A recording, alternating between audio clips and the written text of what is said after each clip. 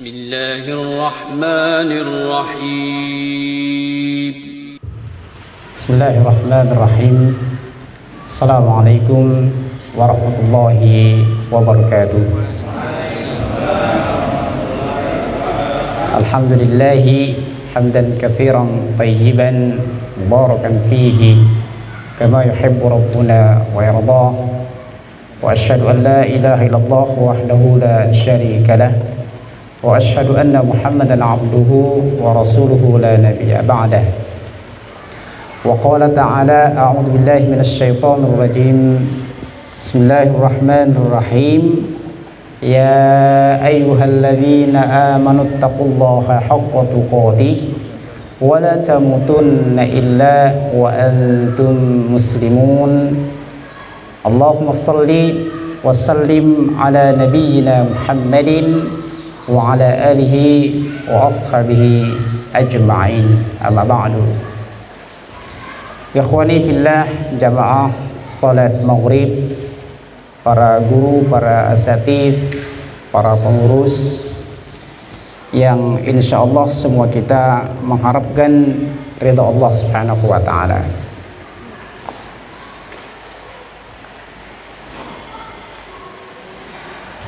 Pada malam yang indah ini, insyaallah kita sama-sama akan mengevaluasi diri tentang beberapa tanda kelemahan yang Allah berikan kepada kita. Dan kelemahan ini insyaallah ada pada diri kita, yaitu uban. Uban, U-B-A-N, uban. Sudah punya uban Pak ya? Sudah punya uban. Tema kita membahas uban sajalah. Jadi sederhana sekali, tapi kita berharap dengan tema ini menjadi evaluasi kita semua. Nah, uban ini merupakan tanda-tanda kekuasaan Allah Subhanahu wa taala. Dan uban ini juga merupakan tanda-tanda kelemahan kita sebagai hambanya. Para ulama, di antaranya Al-Imam At-Tabari di dalam kitab beliau At-Tadhkirah menyebutkan dialog yang menarik antara para nabi dengan malakatul maut berkenaan dengan uban ini. Kata beliau dalam kitab tersebut, anna ba'dal anbiya alaihimussalam, ini kayaknya bermasalah Pak. Sesungguhnya sebagian para nabi, inna ba'dal anbiya alaihimussalam qala limalikil maut, bertanya kepada para malaikat diantaranya adalah malaikatul maut. Jadi hampir semua nabi bertanya kepada mereka malaikatul maut. Apa pertanyaannya? Amalika rasulun tuqaddimuhu baina yadayka liyakunan nas ala khudrin minka.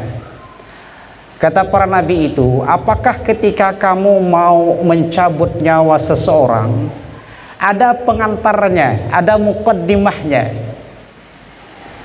Apa kata malaikat maut? Naam, betul. Setiap aku mau mencabut nyawa anak Adam itu ada muqaddimah. Bahkan muqaddimahnya banyak. Kata beliau, muqaddimahnya ada 5. Pertama, al-i'lalu wal amrad, ketika orang ini sakit. Nah, sakit ini tanda mau mati tuh. Yang kedua, wasyaibu, ketika seseorang sudah tumbuh uban walaupun 1 helai. Itu tanda kematian. Yang ketiga, wal humum, orang banyak sedih. Jadi sedih ini juga tanda-tanda orang mau mati. Yang keempat, wa taghyiru as-sam', ada perubahan pendengaran. Dulu barangkali kita mendengar sekian meter jelas sekali suara. Sekarang sudah nggak jelas. Anak kita mungkin ngomong nggak dengar lagi, atau cucu kita nangis nggak jelas tangisannya. Ini cucu siapa nih? Cucu saya apa cucu orang lain? Pendengaran sudah mulai berkurang. Wal basar, penglihatan sudah nggak jelas. Nah, kira-kira ini ada nggak tanda pada kita ini? 5 tanda ini: sakit, uban, sering sedih, ada perubahan pendengaran dan penglihatan. Sudah ada? Ada ya? Semuanya? Wah, jangan-jangan berarti setelah ini ya mudah, wallahu a'lam bishawab. Nah, ikhwan fillah Allah muliakan, uban ini sebenarnya karena para ulama menjelaskan uban ini adalah tanda dekatnya seseorang dengan kematian, maka paling tepat yang dilakukan oleh seseorang adalah pendekatan diri kepada Allah Subhanahu wa taala ketika dia sudah tumbuh uban. Al-Imam Al-Qurtubi menyebutkan di redaksi berikutnya, ketika dia belum ada perubahan, belum ada sifat yang dimiliki itu taubat, belum bertaubat, sementara dia sudah tumbuh uban, maka fa idza qabattuhu nadaituhu, ketika aku mau mencabut nyawanya, aku akan teriakin dia ini. Apa kata malaikatul maut ya?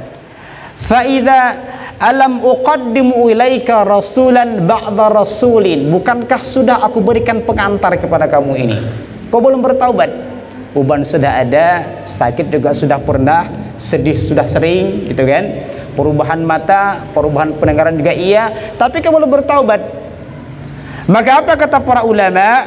Ya fa'ana rasulul ladzi laisa ba'da rasulin, maka aku, kata malaikatul maut, adalah peringatan terakhir, gak ada lagi peringatan setelah aku ini.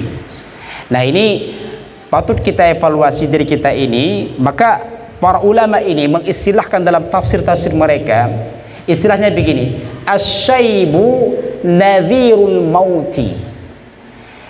Uban ini tanda seseorang sebentar lagi akan meninggal dunia. Apakah tumbuhnya di kepala, apakah barangkali di alis, atau mungkin di bulu hidung biasa ya, ada putih, atau mungkin juga telinga, mungkin bagi yang laki-laki, atau mungkin jenggot kita, atau barangkali rambut, dada dan seterusnya, atau barangkali yang lainnya. Satu hal lain saja, dan di mana itu pun berada, maka para ulama mengistilahkan itu sebentar lagi akan meninggal dunia. Nah, ikhwan fillah Allah muliakan, pertanyaannya, apakah Al-Quran ini berbicara tentang uban? Apakah Al-Quran yang mulia itu, kalamullah, berbicara juga tentang uban? Jelas jawabannya ada. Kita lihat beberapa ayat yang berbicara masalah uban. Nanti silakan didalami kembali di rumah. Misalnya dalam surah Maryam ayat 4, ini Allah menjelaskan tentang uban. A'udzubillahi minasyaitonirrajim. Rabbi inni wahanal 'azmu minni wasta'alar ra'su syaiba walam akum bidu'aika rabbi syaqiyya. Ini perkataan Nabi Zakaria alaihissalam dalam Al-Quran. Rabbi, wahai Rabbku, inni wahanal 'azmu minni, aku ini yang tulangku ini sudah rapuh. Kalau dalam bahasa kita barangkali sudah pegel lah, sudah encok linu. Tulangku ini sudah rapuh. Wasta'alar ra'su syaiba, dan rambutku ini sudah mulai bercahaya. Maksudnya apa itu? Sudah mulai memutih, sudah mulai tumbuh uban. Nah, perhatikan, Al-Quran berbicara masalah uban. Para ulama tafsir menjelaskan setiap kata benda yang ada dalam Al-Quran itu pasti pembahasannya penting sekali. Untuk siapa saja, termasuk masalah uban. Satu. Yang kedua, dalam surah Al-Muzammil ayat 17, nanti kita hafal ya. Jadi tadi surah Maryam ayat 4, yang kedua surah Al-Muzammil ayat 17. Allah berfirman, "Fa kaifa tattaqun in kafartum yauman yaj'alul wildana shiba." Mengapa kalian kok kafir? Mengapa kalian ini tidak bertakwa, tidak takut kepada suatu peristiwa yang membuat bayi itu beruban? Ada kata uban situ. Ada kata uban, shiba. Shiba itu syaibun. Uban, rambut yang memutih. Nah, ikhwan fillah Allah muliakan. Kenapa kita nih kok tumbuh uban? Itu pertanyaan penting tuh. Ada kadang-kadang anak muda yang baru SMA, oh sudah tumbuh uban. Apalagi zaman sekarang ya, banyak anak-anak muda usia SMA sudah tumbuh uban. Para ulama dulu kebanyakan dalam riwayat atau biografi mereka ini tumbuh uban tuh umur 40 tahun. Tapi sekarang anak muda umur 15, umur 16 sudah tumbuh uban. Nah, kenapa orang tumbuh uban? Ada penelitian yang dianalisa oleh Paramadi Mirani. Ini salah seorang ahli dermatologi. Beliau mengatakan paling tidak ada 5 sebab yang menyebabkan orang ini tumbuh uban. Yang pertama, bahwa dia ini sudah nggak muda lagi. Jadi udah tua, Pak. Jadi jangan merasa muda kalau sudah tumbuh uban. Satu. Yang kedua, karena faktor genetik. Mungkin dulu bapak kita, ibu kita, kakek nenek kita tumbuh uban. Maka wajar kalau kita sekarang tumbuh uban. Yang ketiga, ini karena faktor merokok. Ini saya juga nggak paham. Mungkin karena asap rokok yang putih kali. Jadi rambutnya juga putih barangkali ya. Yang keempat, karena faktor stres. Jadi orang yang banyak stres ini cepat uban. Dia datang ke rumah dimarahin istri, stres dia. Gitu kan. Pulang kerja dimarahin istri. Di jalan macet, stres juga. Di kantor banyak pekerjaan, stres juga. Nah, orang seperti ini cepat tumbuh uban. Jadi sering panik ini membuat uban cepat tumbuh. Yang terakhir, ketika kondisi kesehatan, terutama mereka yang punya penyakit gula, ini cepat tumbuh uban. Penyakit gula cepat tumbuh uban. Ya, semoga Allah Subhanahu wa taala melindungi kita dari penyakit ini. Nah, ini menurut ahli kesehatan, silakan percaya, silakan tidak percaya. Namanya juga penelitian para ahli ilmu. Nah, ketika Allah Jalla wa'ala tumbuhkan uban, bisa akhi? Ketika Allah Subhanahu wa ta'ala tumbuhkan uban kepada diri kita dimanapun letaknya, maka manusia terbagi menjadi beberapa kelompok. Ada mereka yang senang ketika tumbuh uban. Alhamdulillah tumbuh uban, sebentar lagi akan meninggal dunia. Kira-kira gitu Pak ya? Ada yang senang nggak tumbuh uban? Yang kedua, ada orang yang cuek. Jadi ketika dia muda cuek, ketika tumbuh uban juga santai saja. Yang ketiga, ada orang yang nggak senang, nggak rela dia, nggak menerima. Umur saya padahal baru 30 tahun kok tumbuh uban. Nah, nggak rela dia. Kadang-kadang mungkin ya untuk bapak dia rajin pakai kopi ya barangkali, tapi karena tumbuh uban. Jadi dia nggak rela, padahal uban sudah ada pada dirinya. Nah, jamaah Allah muliakan. Pertanyaan lagi, apakah uban ini ada kaitannya dengan peristiwa akhirat? Dengan peristiwa yaumul qiyamah. Apakah uban yang kita miliki hari ini ada kaitannya nanti di hari kiamat? Jawabannya ada. Coba lihat dalam surah Fatir ayat 36-37. Ini juga berbicara masalah uban. Allah berfirman, wahum yastarikhuna fiha. Orang-orang yastarikhuna fiha, teriak histeris, fiha, di dalam neraka. Ini tentunya mereka yang Allah siksa di dalam neraka. Wahum yastarikhuna fiha, mereka berteriak, mereka berdoa lah kalau bahasa kita. Di neraka mereka berdoa. Nah, kira-kira ada gunanya nggak berdoa di neraka? Nggak ada gunanya. Apa doa mereka? Apa teriakan mereka?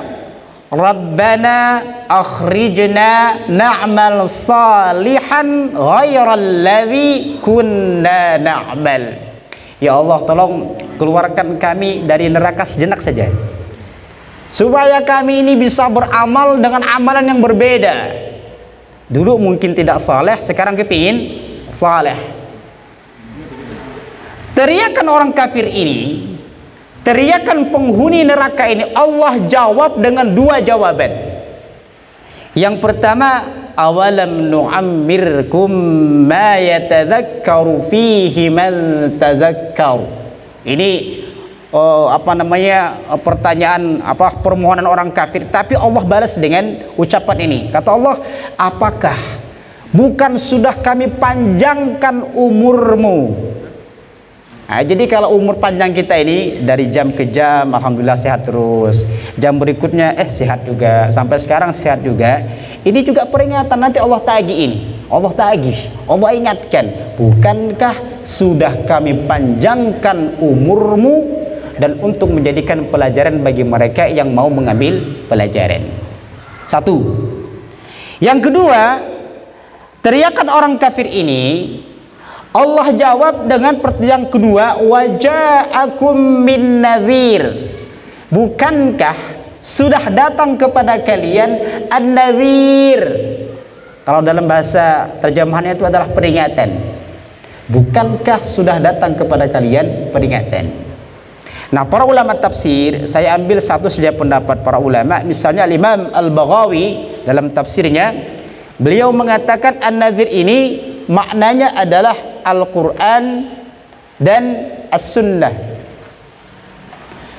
Nah, para ulama tafsir, Al-Imam Al-Baghawi misalnya, beliau menafsirkan makna an-nadhir di sini adalah pertama Al-Quran dan hadis, Rasulullah dan Al-Quran. Jadi Allah nanti akan ingatkan kepada orang-orang penghuni neraka ini, bukankah dulu sudah datang Rasulullah dan Al-Quran? Kenapa kok belum ada perubahan? Yang kedua, makna an-nadhir di sini adalah al-huma, sakit. Bukankah dulu kalian sudah sakit, kok nggak bertaubat juga? Yang ketiga, asyaibu, peringatan maksudnya adalah asyaibu. Bukankah sudah datang kepada kalian uban? Nah, ini peringatan nanti yang terjadi pada yaumul qiyamah untuk mereka yang Allah masukkan ke dalam neraka. Nah, jamaah Allah muliakan, karena itulah Al-Imam Al-Baghawi di dalam tafsirnya dan ulama-ulama yang lain juga mengatakan bahwa an-nadhiru asyaibu nadhirul maut. Ini mohon maaf PDF-nya berubah, nanti nggak jadi masalah ya. Asyaibu nadhirul maut. Uban ini peringatan bahwa sebentar lagi seseorang itu akan meninggal dunia. Ini hati-hati Pak, habis dari masjid ini hati-hati nanti, persiapan saja. Karena sudah tubuh uban, ya gak mesti harus nanti ya, setiap saat kita harus persiapan ya. Nah, jemaah Allah muliakan, dulu ada teladan yang diamalkan oleh generasi awal, para sahabat radhiyallahu anhum ajma'in. Kalau melihat temannya beruban itu, kalau kita kan mungkin beda, ketika sekian tahun mungkin gak ketemu, lihat teman kita udah tumbuh uban gitu ya, kita nanya gimana, udah tumbuh uban, udah berapa cucu, kan begitu kan? Itu pertanyaan kita. Kalau orang dulu tuh beda, ketika ketemu temannya itu dia langsung bertanya, udah siap mati belum? Ini dalilnya begini. Jadi dalam tafsir Al-Baghawi itu mengatakan, kalau para sahabat ketemu sama sahabat yang lainnya, melihat uban di kepala yang lainnya, dia bertanya apa? Udah siap mati belum? Nah, coba nanti praktekkan pertanyaan ini Pak. Ya, ke istri dulu lah, ke istri dulu ya, jangan kepada yang lain, nanti berantem. Istri kita lihat dia, oh udah sembuh uban, kita bilang, Dek, udah siap mati belum? Coba begitu kan. Kalau dia marah kan ya masih istri kita, bisa kita nasihati. Ya, tapi jangan lupa nanti kalau istri lihat uban kita ditanya juga, apa? Abi sudah siap mati belum? Juga harus siap menjawabnya. Nah, jawab Allah muliakan. Kita lihat ya, para ulama zaman silam, generasi tabi'in dan tabi'at tabi'in, mereka menyikapi ayat-ayat uban dan hadis-hadis Rasulullah yang berbicara masalah uban. Mereka berkomentar, misalnya dalam tafsir Ruhul Ma'ani oleh Al-Imam Muhammad bin Abdullah Al-Husaini Al-Alusi. Beliau mengatakan bahwasanya ra'aitu syaiba min nudhuril manaya li sahibihi wa hasbuka min nadhir. Cukuplah bagiku, kata beliau, kalau aku sudah melihat uban, itu bertanda bahwa pemilik uban itu sebentar lagi akan meninggal. Pemilik uban siapa maksudnya itu? Yang ditumbuhin uban. Kalau aku melihat seseorang tumbuh uban berarti pemilik uban itu sebentar lagi akan meninggal dunia. Ini kan berarti cara konsep memandang, konsep memandang seseorang. Oh, ini supaya sebentar lagi meninggal dunia ini. Karena apa? Sudah tumbuh uban. Tapi jangan lupa kita juga barangkali sudah tumbuh uban. Satu. Yang kedua, Al-Imam Al-Qurtubi di dalam tafsir beliau Al-Jami' li Ahkamil Quran, beliau mengatakan asy-syaibu wa huwa alamatu li mufariqatis sinnus-siba. Kalau orang sudah tumbuh uban, ini bertanda bahwa masa anak-anaknya, masa kecil maksudnya itu sudah nggak ada lagi. Udah berpindah kepada masa setelah anak-anak, masa setelah apa tuh? Dewasa ya, atau remaja atau dewasa lah. Ketika orang tumbuh uban, berarti dia tuh bukan lagi anak-anak. Anak-anak itu apa? Alladzi huwa sinnul lahwi wal la'ab. Namanya anak-anak tuh suka main, suka bercanda.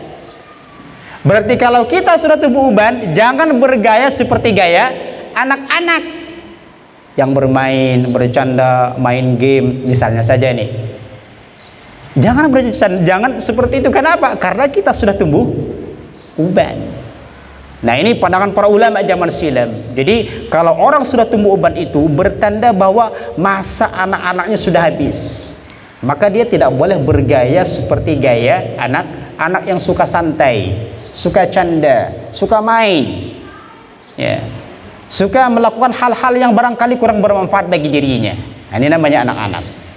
Nah, karena itu jamaah Allah muliakan, ini penting untuk kita pikirkan betapa para ulama dulu memandang penting masalah uban ini, ya. Mereka menjadikan uban ini benar-benar peringatan supaya mereka ini lebih mempersiapkan diri untuk menuju kehidupan setelah kematian. Menuju kehidupan setelah kematian. Karena kita ini kan akan hidup kembali, gitu ya kira-kira ya. Dan kita pasti hidup selama-lamanya. Manusia ini Allah ciptakan untuk hidup selama-lamanya.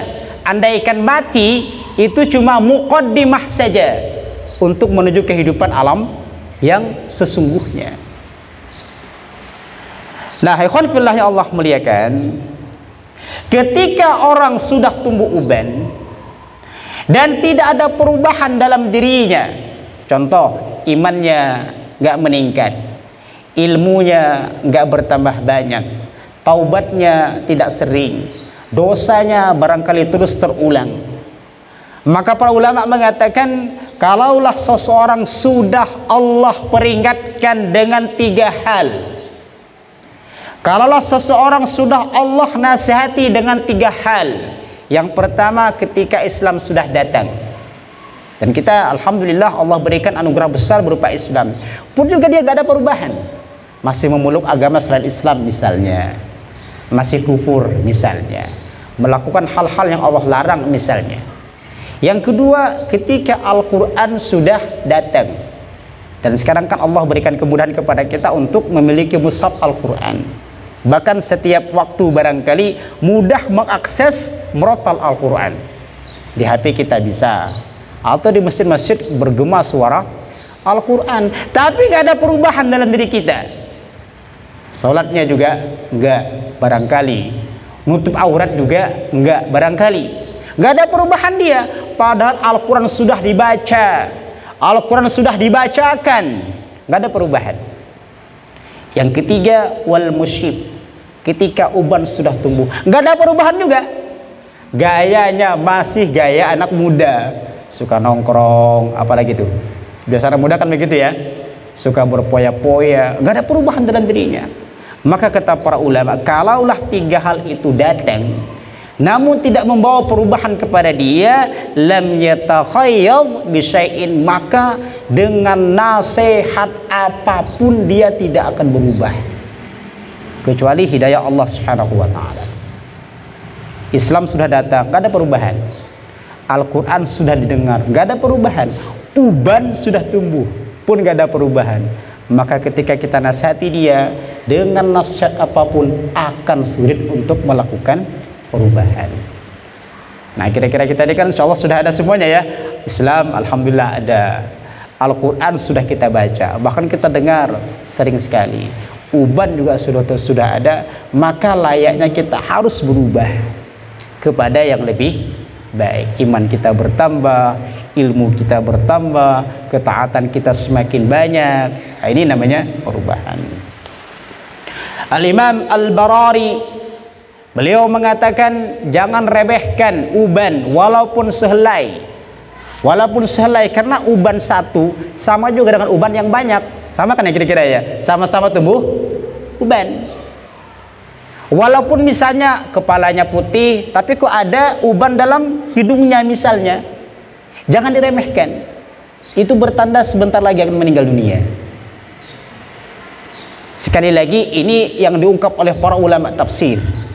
Uban ini sama saja satu helai dengan banyak jumlahnya, sama saja itu semua merupakan nadhirul maut, peringatan sebentar lagi seseorang akan meninggal dunia.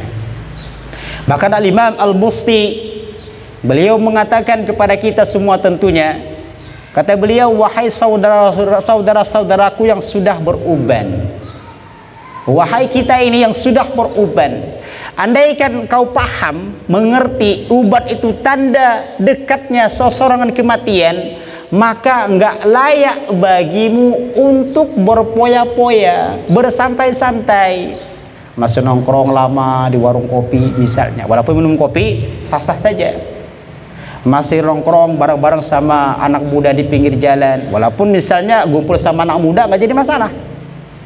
Atau barangkali dia huru-hara ya, suka rihlah kemana, maksudnya rihlah yang kurang bermanfaat, pergi kemana begitu, padahal dia sudah tumbuh uban.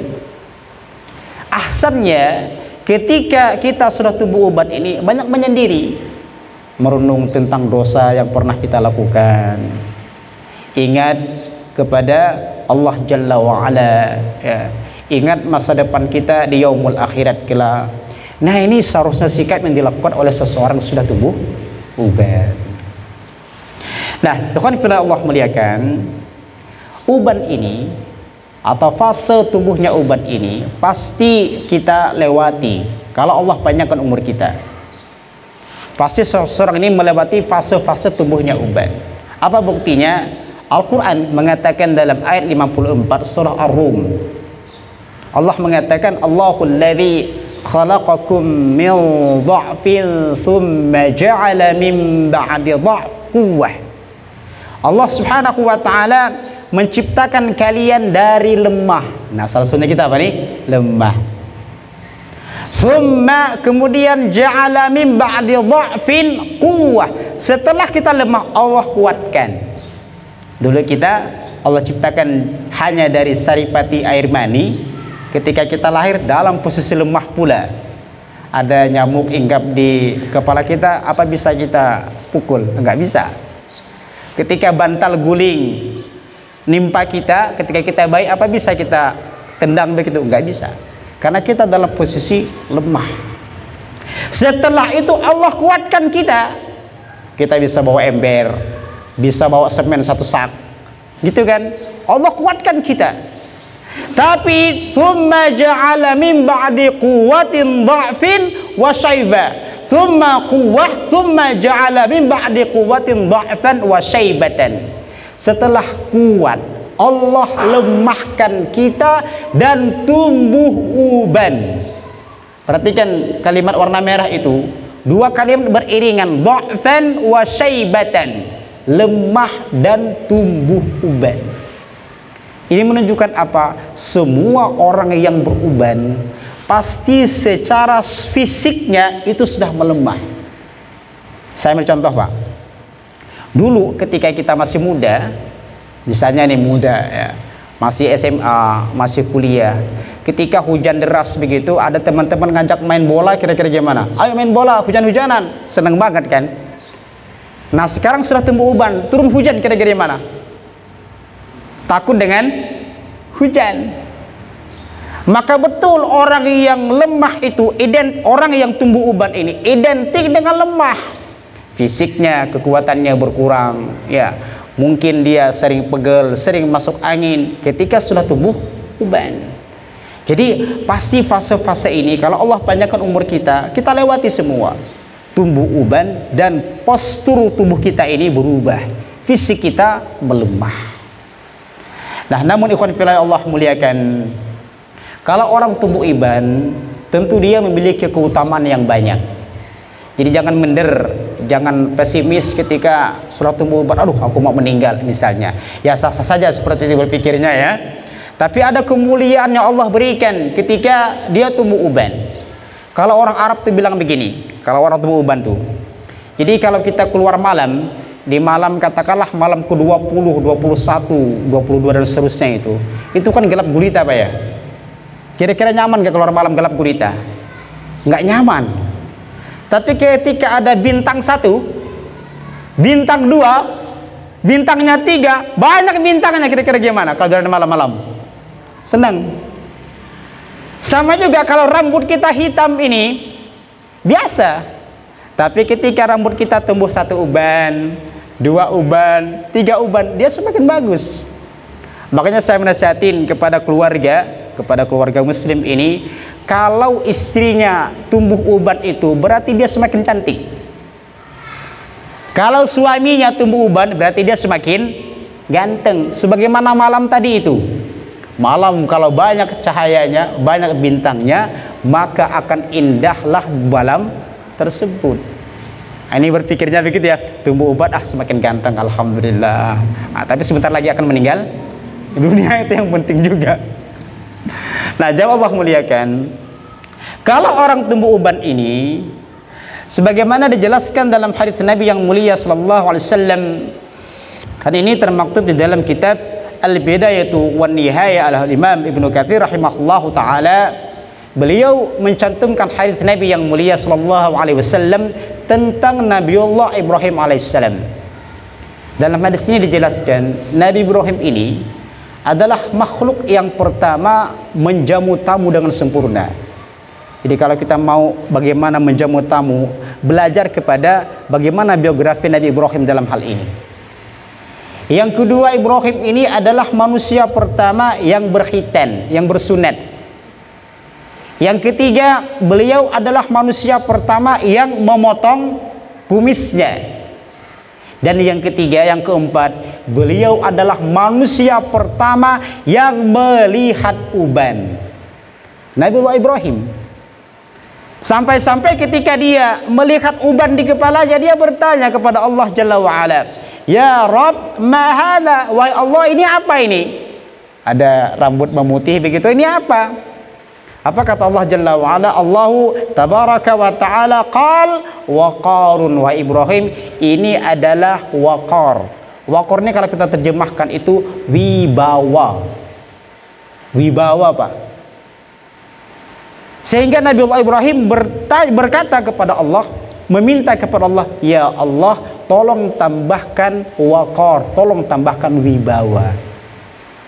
Makanya saya menganalisa hadis ini. Dulu kita, ketika kita punya ketua, punya atasan yang sebaya dengan kita, yang belum tumbuh uban itu beda Pak.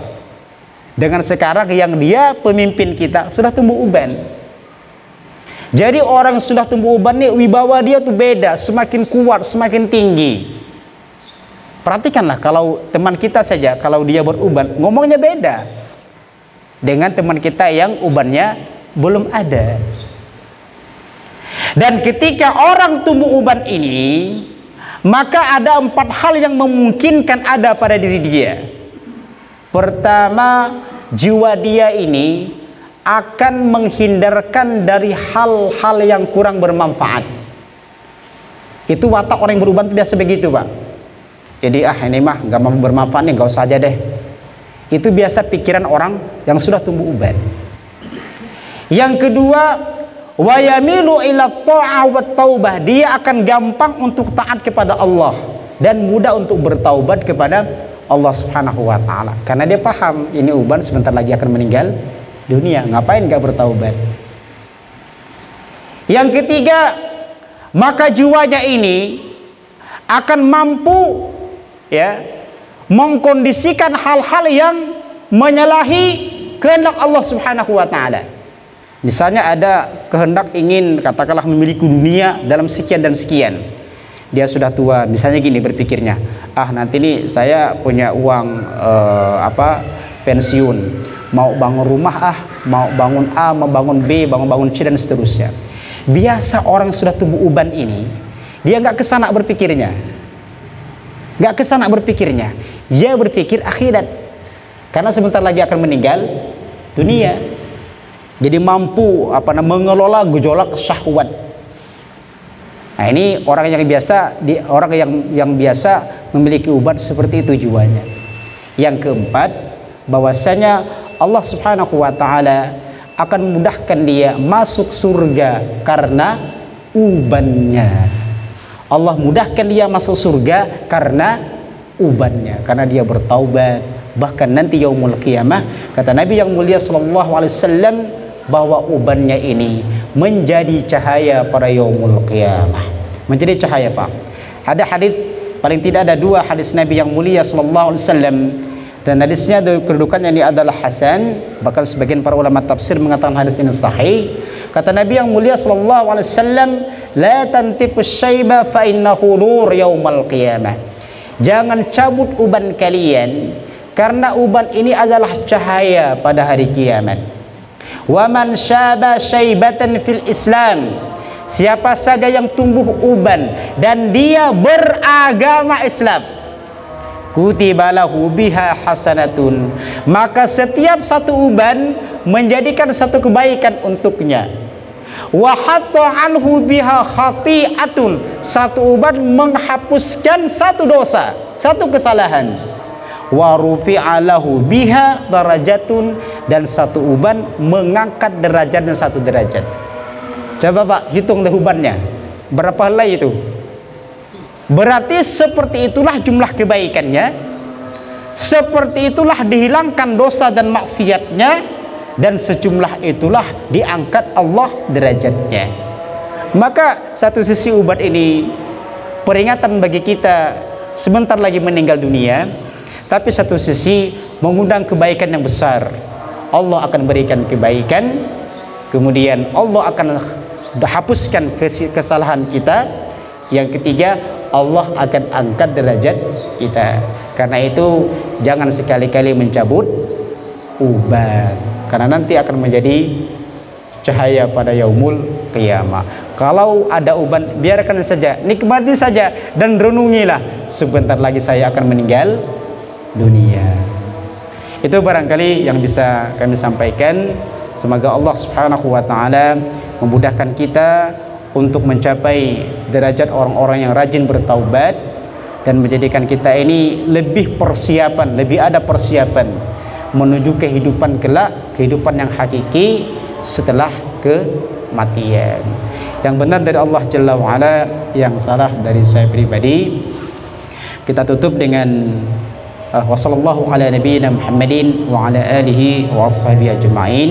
Assalamualaikum warahmatullahi wabarakatuh.